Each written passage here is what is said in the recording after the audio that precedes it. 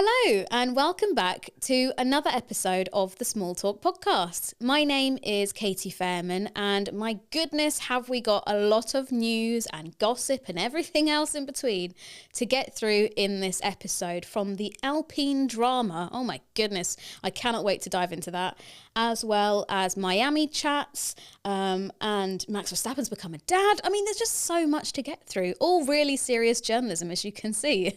So without further ado, grab yourself a drink. I have gone for the double. I've gone for a cup of tea and water today. I am fully quenched and I'll see you on the other side of this little break. Without further ado, let's get into the Alpine drama because that is, I don't know what I can even talk about because some of it still feels so secretive surrounding the Ollie Oakes scenario. But before we get into that, let's talk about the fact that Jack Doohan, a lovely Australian, wonderful person, Jack Doohan, he's out already. It's been 6 races and he's been given the chop, which, we kind of knew that might happen. His seat has felt under threat even before he signed on the dotted line to race in Abu Dhabi last year. But it's still never nice to see a driver lose out on a seat, even if maybe they aren't performing to the level. I appreciate, F1 is the pinnacle of motorsport. And, I'm the first to say that if you're not performing, you're out. But there's still no denying that as a human being, it's obviously a sad moment. He's lost out on his dream, although it's not, he'll never ever be back in F1 because, as we'll talk about in a bit with the Colapinto deal, it's only for a limited amount of time. But I'm sad for Jack. I don't think that he's necessarily had the best start to his full-time rookie year. Evidently, Alpine don't either. But that car looks pretty challenging to drive. I know Pierre Gasly's managing to get some good performances out of it in those first 6 races. But yeah, for me, it just seems like a very sudden decision, a very Alpine decision with all of the inner politics that's going on in that team. I'm bummed for the dude. Obviously comes from a really highly respected racing family. His dad, Mick Doohan, is an icon on 2 wheels. I followed Jack throughout his junior career as well. And he is somebody with a lot of speed and natural talent.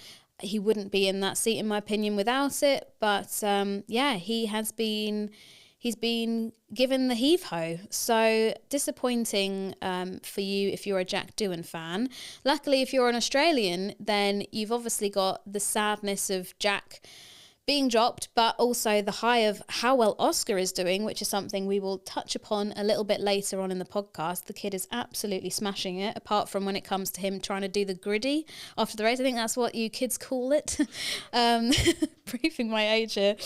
I'm going to start sprouting grey hairs at just me trying to define what the griddy is. But yeah, it's sad for Jack. Let me know in the comments if you think that it was the right decision. Like I said, it's something that has been spoken about since the start of the season. So for him mentally as well, I imagine that's going to be kind of difficult to get into a good headspace if everyone around you is like, oh yeah, well, he might lose his seat if he's not performing. Like, obviously that's a given, but I feel like he's had it 3 times as bad as people we've seen in recent seasons, aside from maybe like the Liam Lawson, Yuki Tsunoda stuff at the beginning of the year. And back returns Mr. Franco Colapinto, the Argentinian who sort of not appeared from nowhere, because if you follow junior racing, then you will have known about Franco Colapinto. But I remember when he got signed to Williams to replace Logan Sargent last year, there were so many people who were like, who's this guy? Where did he come from? But Franco is back. I am not surprised at this at all. Obviously, as soon as he got pinched from the Williams family and brought into Alpine's arms, it seemed quite likely that he would be the personality to replace Jack if that came to it, and it has. I really like Franco. I rate him as a personality, firstly. Obviously, he's been hired for his ability behind the wheel, but there's no denying that the guy just doesn't seem to be media trained in any capacity. Some of the things I've seen him say, in his own language that has been translated, obviously, I'll take that with a pinch of salt. You could translate it to anything, and I am so gullible that I will believe it. So, but some of the stuff that has been reliably translated, let's say, is incredible. I mean, I don't think I can repeat it on the podcast for risk of getting told off by those in charge of distributing podcasts. But yeah, even apparently like last year he was telling Williams fans, don't buy the merch because it's expensive and you should put your money towards other things. I'm sure Williams are like pulling out their hair thinking, Franco, shut up. But yeah, I like it. He seems like a very authentic personality, and we need more of those in F1. I love seeing drivers that aren't just robots. So good for that. But in terms of his actual driving, obviously, he did some brilliant things whilst at Williams last year, replacing Sargent. You know, Sargent went all that time without scoring points. Franco gets in the car after a race or two. He's in the points. So we'll see if he can deliver some good results for Alpine. He's got some circuits coming up, which I'm trying to think if he's raced in before. He must have raced obviously in places like Monaco, because that's a common one in junior categories. Places like Spain and that Catalonia circuit is a very popular one for lots of testing and stuff. So yeah, we'll see how he gets on. But the deal was that he is in that seat for 5 race weekends, which, you know, I guess is a good way of giving him a certain time frame to prove to us and to the team that he is deserving of that seat full time. I think if I'm right, he has until basically Silverstone. So yeah, we'll see who's in that car for the British Grand Prix, if they bring back Jack or if they decide to bring someone else in. They've got Kush Miney, who's a fantastic talent. I know Kush through Mahindra in Formula E. He has done a lot of testing for them. I had a chat with him in Jeddah when he did the FP0. They had I think it's really cool this. They had a rookie session. So I think it was half an hour, 40 minutes. And everyone that took part in that session was a rookie, which I think is a really cool opportunity. I'd love to see F1 do something similar. I know that they've got the rule in place where over the course of the season, they need to give these rookies a chance to do, I think it's 2 FP2 sessions throughout the season, but having one specifically for young talent, what a great thing to do. But yes, Kush Miney, lovely guy, really like Kush. And then Paul Aaron, who is also part of their roster and who I've had the chance to meet once again through Formula E, because he filled in for the Envision Racing guys in Berlin last year when they had WEC clashes. And yeah, really enjoyed speaking with Paul. He seems like a very well-liked junior driver. He seems to have a lot of fans online. And so, yeah, they've got these guys sort of in their junior cluster of drivers. Obviously, I think I spoke about this on one of the podcasts before, but there is an actual rule within the FIA sporting regulations, which means that a team can't have more than 4 driver changes in the space of a year. So as much as it would be, I mean, it sounds like a reality TV show, doesn't it? Like Keeping Up with the Alpine drivers or whatever, that like get 5 races and then you're out. That would not be possible for Alpine. So they're going to have to kind of navigate this one carefully rather than just give everyone in the freaking paddock a try. But yeah, Franco Colapinto, is he a safe pair of hands? I would say so at the time being. Obviously, he's not a rookie. I think he did 9 races with Williams last year. Sorry, I'm just going back at the fact that I said rookie twice there. I called him a rookie. Don't know what that means, but we're just going to gloss over that. So yeah, we'll see what happens. We'll be following it closely on the Small Talk podcast, but I'm keen to know if you think that it's a good switch around or if you think Jack Doohan has been done really dirty. I mean, the thing is that, and we'll talk about Flavio in a moment, but like, you know, Briatore is his manager. So, I don't know. The whole thing is just one big mess. But yeah, I want to know if you think that Franco being put in and Jack being taken out is a good move from Alpine. I'm going to have a little sip of tea because we're going to try and get into this Ollie Oakes, Flavio Briatore situation, and I need a drink to talk about this. I've just had podcast producer Paul say that he thinks I'm talking about Hollyoaks, which, if you're outside of the UK, is like a British terrible it's not in reality. It's like, yeah, oh, you're a Hollyoaks fan, sorry. What would you call it? It's just like soap opera. That's it. No, Oliver Oakes, not Hollyoaks. So, yeah, we had the news. Well, in fact, this was before the news of Franco Colapinto being moved in. I was out for dinner with my mum for her birthday. Happy birthday, mum, if you're watching this. And I had the notification come through from Alpine. I'm part of like a WhatsApp group that they have with the media, and also get their emails and stuff for work. And it came through statement from Alpine, and I thought, oh, here we go. Opened it and thought, hang on a minute, I was not expecting that. And so, yeah, Ollie Oakes has left the team with immediate effect. They said that they weren't going to comment further on it. Obviously, there are going to be 10 million and one questions when they get to Imola. But, yeah, he resigned as Alpine team principal. And my first thought is, oh, that's very sudden. I'm kind of sad about that because I feel like he's only been in the role for 5 minutes and he hasn't really had a chance to do very much. My second thought was then, my goodness, that's like the 10 millionth person to have left Alpine in the space of 5 years. I mean, I can see if I can find a list of all of the top personnel that they've lost, but they have run through so many different team principals, people in their technology side of things, designers, chief operating officers, you know, you name it.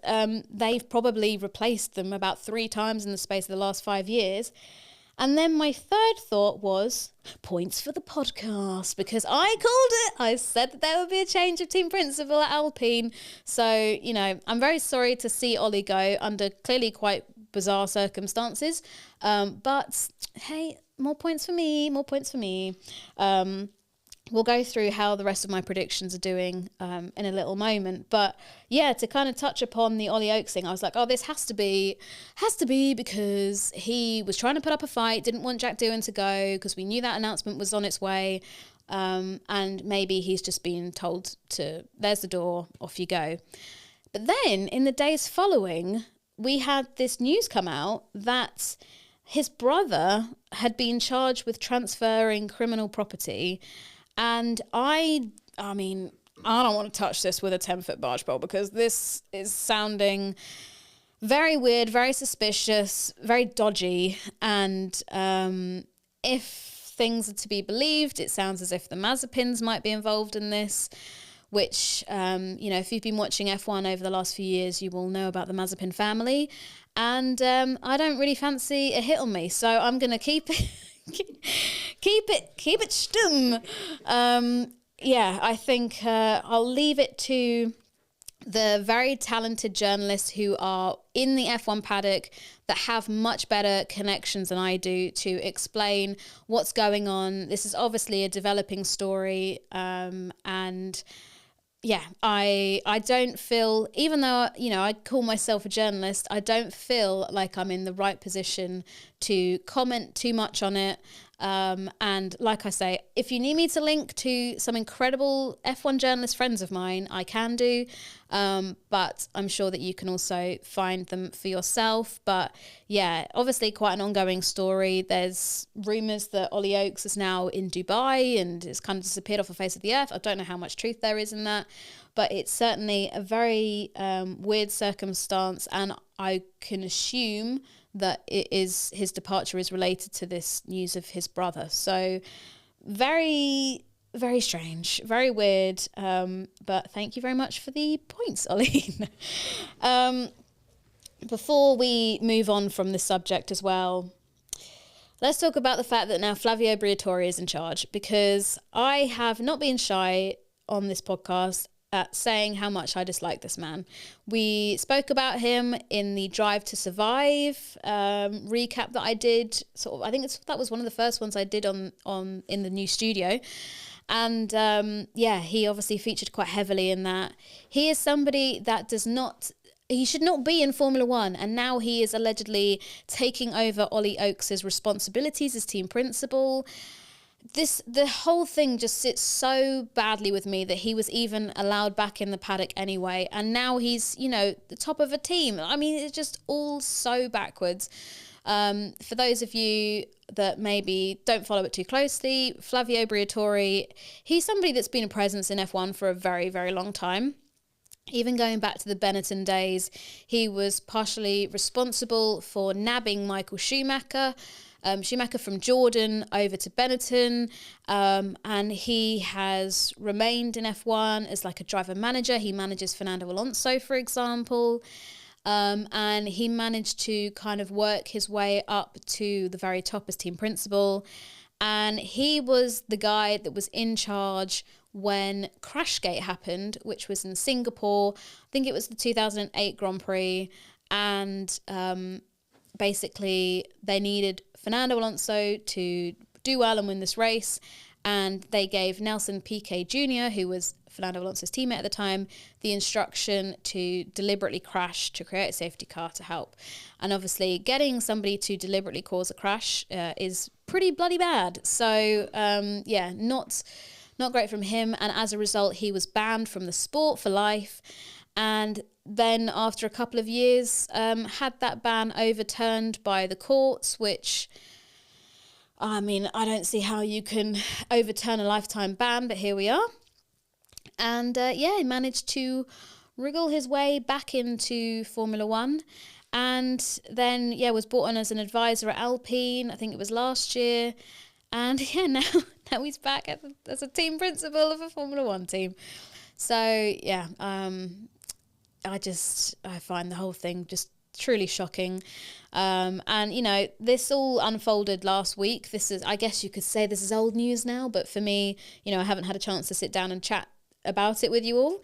But I saw a clip that Matt and Tommy, who have P1, they were talking about it, and Felipe Massa was in the comments, like, applauding Tommy for saying that this is like a ridiculous thing, it should never have been allowed to happen. And obviously Felipe Massa has got a very close connection with this, because he believes that had it not been for Crashgate, there is a chance, he would have won the world championship instead of Lewis Hamilton. So I'm sure that he is very much willing to support anyone that has got bad things to say about Flavio, which I assume is about 95% of the F1 fan base. But he's a very slippery character, and I still am adamant that he should not be in that paddock in any capacity, let alone now in charge of a Formula One team. So we'll see how that all unfolds, but it's it's just peak F1, isn't it? Let's be honest. Right. Let's actually, before we go to a break, let's check in on how the rest of the predictions are going, because there are some parts of it that we have spoken about that have kind of crashed and burned, like my prediction that Sauber wouldn't score any points this year, and then Nico Hülkenberg went and got points in the first race, so that was great. Didn't make me look like an idiot at all. So I had Vettel be an advisor at Ferrari, which still hasn't happened, but you can still hold out hope for that. Max and Liam will crash at least once. Well, this could still happen if they, obviously Liam not at Red Bull anymore, but there's still a chance. F1 will collaborate on a makeup range with one of the LVMA brands. Still think this is very possible of happening. We've got loads of promotion at the moment for the F1 movie. There's a soundtrack that's coming out with that. To me, it makes sense, cheeky little F1 movie makeup collaboration. Who knows? We'll see. I had Williams will just miss out on a podium, which I am taking with Albon. I'm pretty sure that was in Australia, and he finished 4th or 5th. So I'm taking that as a point. Even if he does get on the podium, or Carlos Sainz gets on the podium at some point in the season, I'm not going to budge, and that is a point. So, don't fight me on that one. Alpine will have another change of team principal, which has come true. A Yuki podium, which I made that prediction at the time that he was still at Racing Bulls. So in theory, there's an even better chance that could happen at some point this year. Now he is at Red Bull. But let's see. I said Hamilton will win with Ferrari this season. I didn't specify it was at a Grand Prix, so I am taking the fact that he won that sprint in China as a point. I've also got Mohammed Ben Sulayem will step down or not be chosen again as FIA president, which every day seems to be getting closer to that. So who knows? We've had Carlos Sainz Sr. as well kind of come out and say that he might consider running for FIA president, which would be amazing. I love Daddy Sainz, as he is informally known. We've also got Max plays games with the FIA on swearing, which I would say we haven't seen yet. Obviously, after his clash with Oscar in Saudi, he was quite tight-lipped on talking about the penalty and how, if he says anything, he'll get in trouble. But I'm not going to allow that as a point. I think that he can push that further. So, Max, push those buttons and get me a point, please. And then, there's Sauber won't score a single point. I also said Toto will leave Mercedes, which... I don't know. The more time goes on, the more I think that is less likely to happen, especially with Mercedes' success kind of beginning to pick up again. But who knows? And then I also had in here Cadillac will have Alexander Rossi and Valtteri Bottas as drivers, which I can't remember if I actually said that one on the podcast or if I chickened out. But the more time goes on, the more I think that, there's obviously talks with Sergio Perez and whether he could be a good option for them, get that North American market really invested with Checo. And he obviously brings a lot of sponsors and big money, which could be a great thing for Cadillac as they're joining F1 next year. But yeah, I think maybe Bottas and Rossi was a bit of a rogue choice in hindsight. But I thought it all back to how the people that were in charge at the top had previous relationships with those drivers. But anyway, let me finish the rest of my tea and I'll catch you on the other side of this very quick break. Since the last podcast recording, we also had the Miami Grand Prix, which was honestly one of the better ones that we've had since it made its debut on the calendar.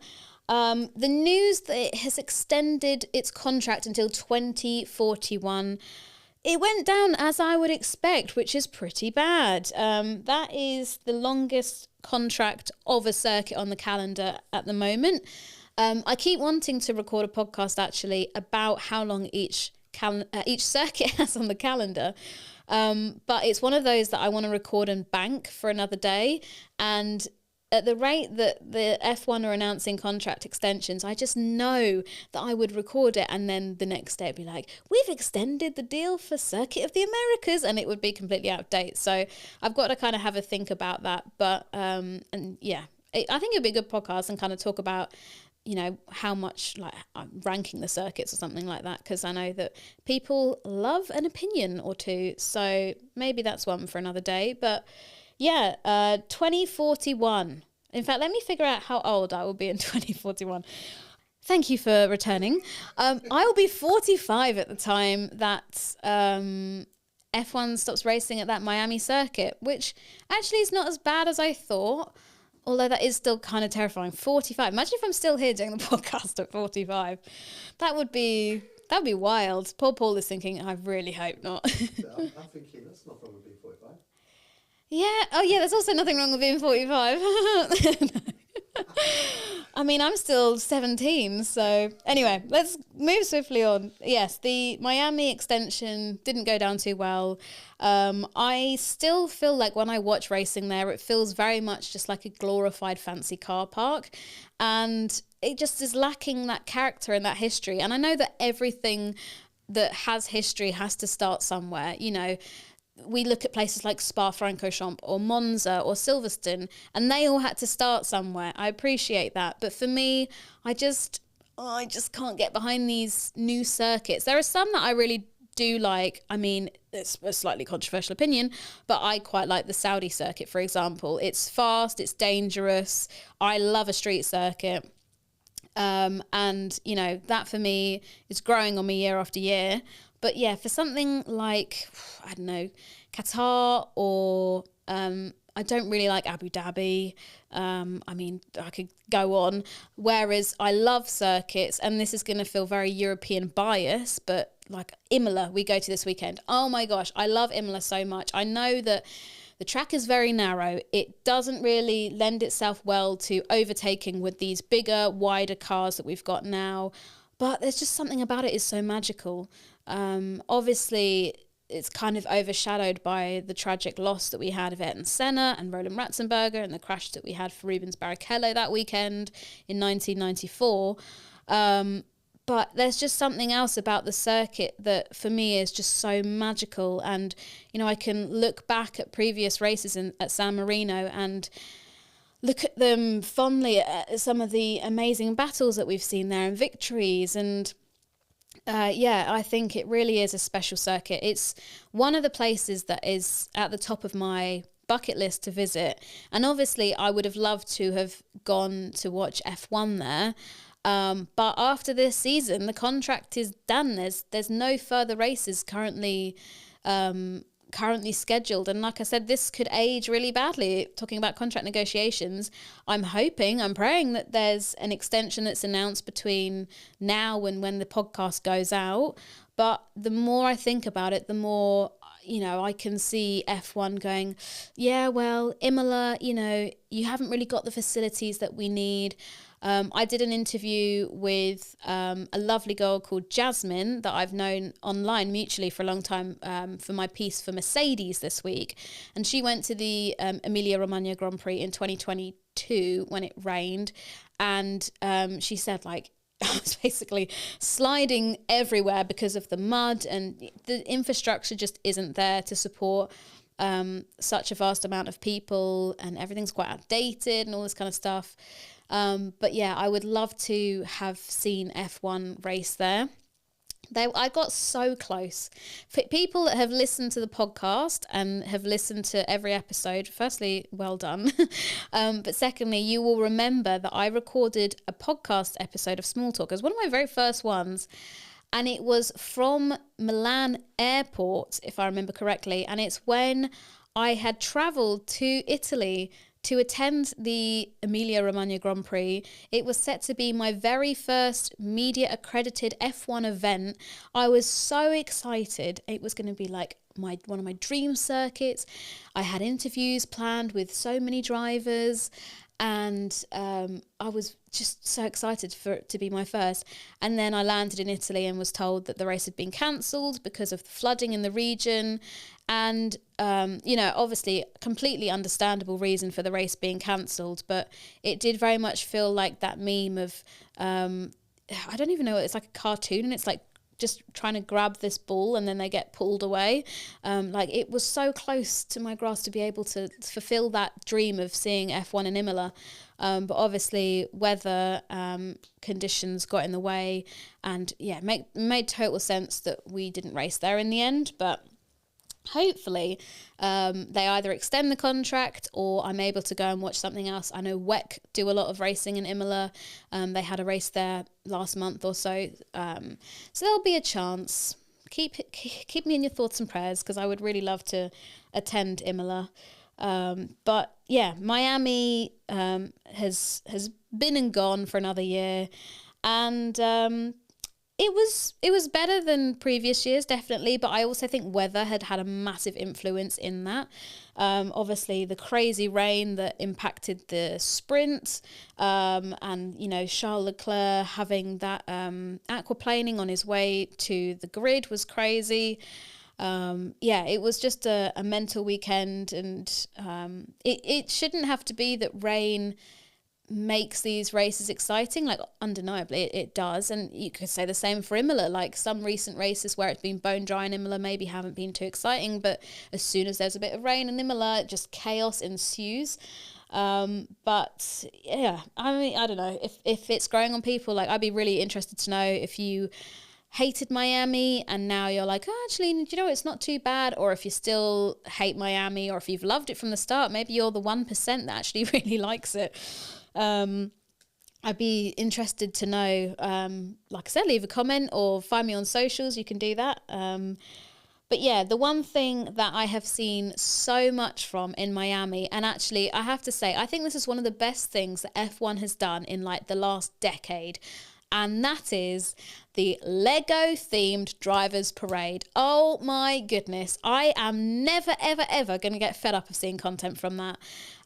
If you have been under a Lego shaped rock, you will have missed this, but yeah, essentially Lego constructed life-size versions of all of the Formula One cars that were drivable. Hello, how does it feel to live my dream? I don't even have a driver's license, but I want an F1 Lego car that works just to like poodle to the shops in. You know, you can get driver's licenses from Legoland, can't you? Like, do you think that will qualify for road legal?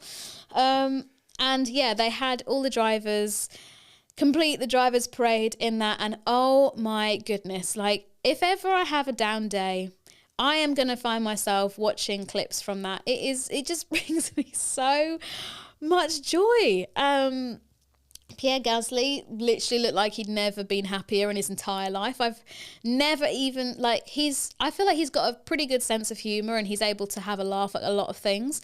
But oh my God, he just seems like he's in cloud nine. Same with Lewis Hamilton. He's in the back recording stuff. He posted it on his TikTok because he's on TikTok now. There's a bit breaking news. Lewis Hamilton joins TikTok. But he's also got the best laugh, Lewis Hamilton. And I'm not going to try and impersonate it on the podcast. I think I've already done enough terrible impersonations to get me cancelled over the last few episodes, but it was just wicked. And same for Lando when George Russell crashed into them and, you know, bits of Lego go flying. It's just so happy and I love it. So yeah, Lego absolutely smashed it when it came to coming up with that idea. I don't know who thought that up, but you deserve all of the Christmas bonuses, the lifetime bonuses. You should be made into CEO, I think, personally. Like, that was just pure genius. And yeah, I'm living my dream seeing Lego and F1 come together to make all of this content and release all these kits and stuff. Very soon I'm going to be in the process of moving, which is very exciting.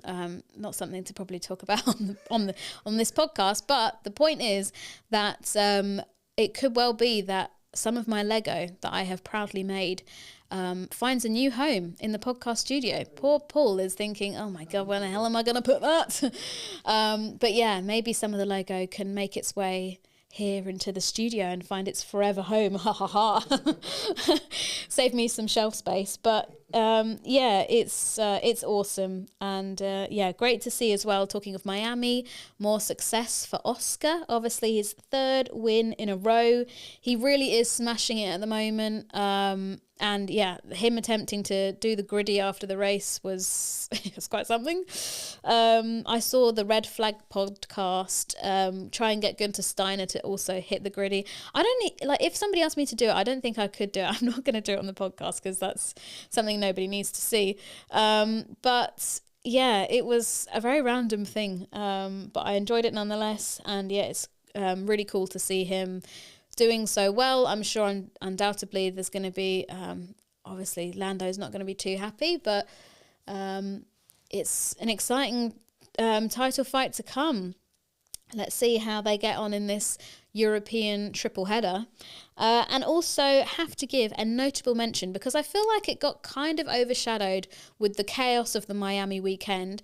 And that is a small talk well done to Kimi Antonelli for his maiden pole. I know it was for the sprint, but an incredible lap from him. And what a way to, you know, put your name on the map. He'd already done that with his performances so far this season, but what a kind of big boost to give himself ahead of his home race in Imola this weekend. And it really is a home race. It's not just the first Italian race of the year, but he's born and raised in Bologna, which is part of the Emilia-Romagna region. So very exciting. And who knows, maybe if we all get together as Small Talk listeners and we all manifest, light some candles and manifest a podium, first Formula One podium for Kimi Antonelli.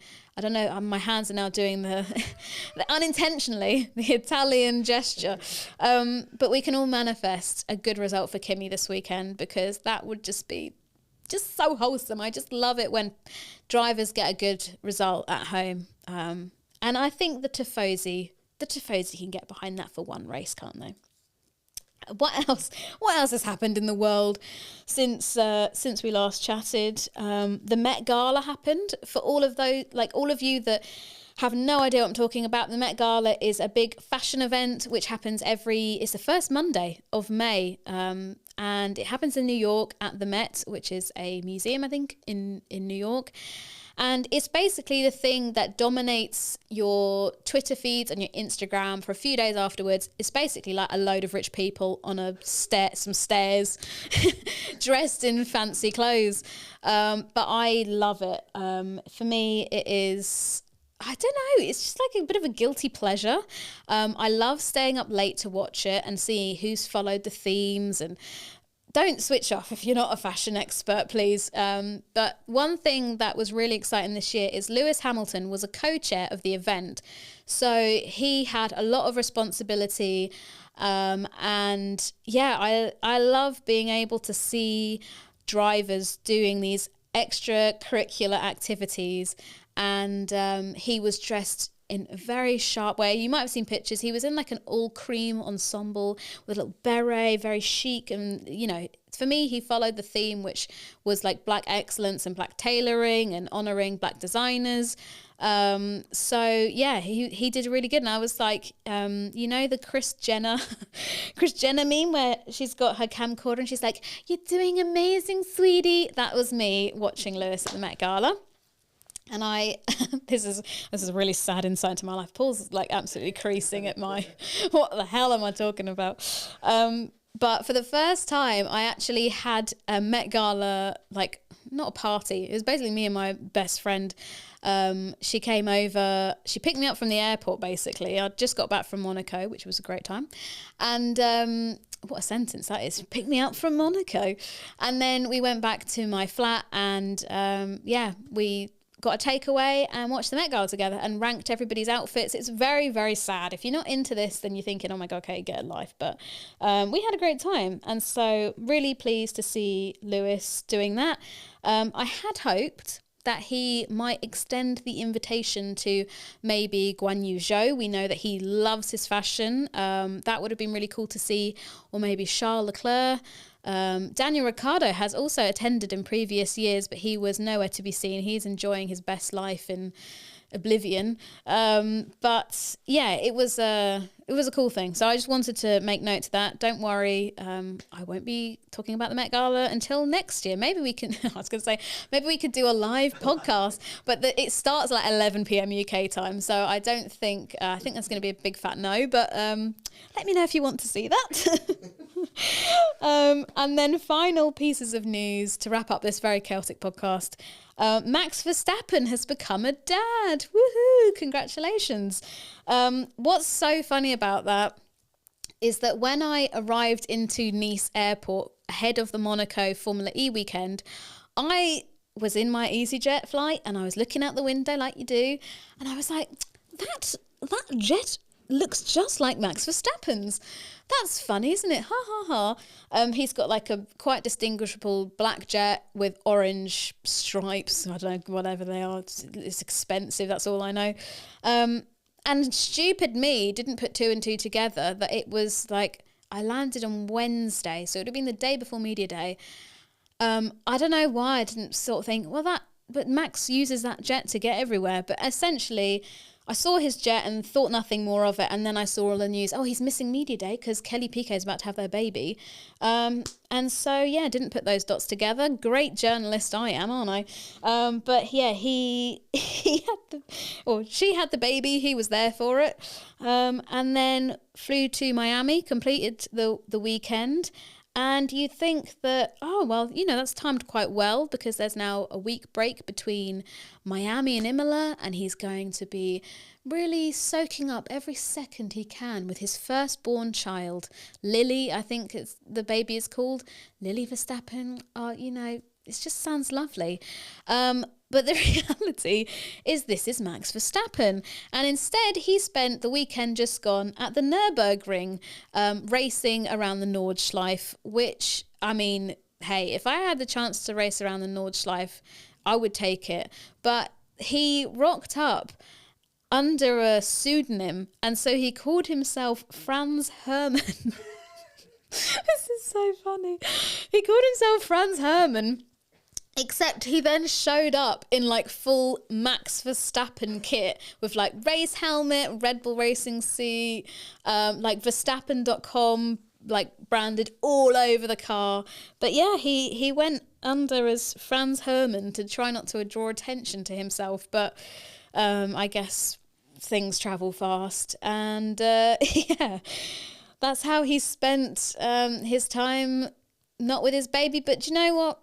You Max Verstappen, you do what you want. Who are we to judge, apart from the fact that I've just sat here and judged everyone in this podcast? But yeah, I think that's peak Max Verstappen behaviour, and I can't help but respect it.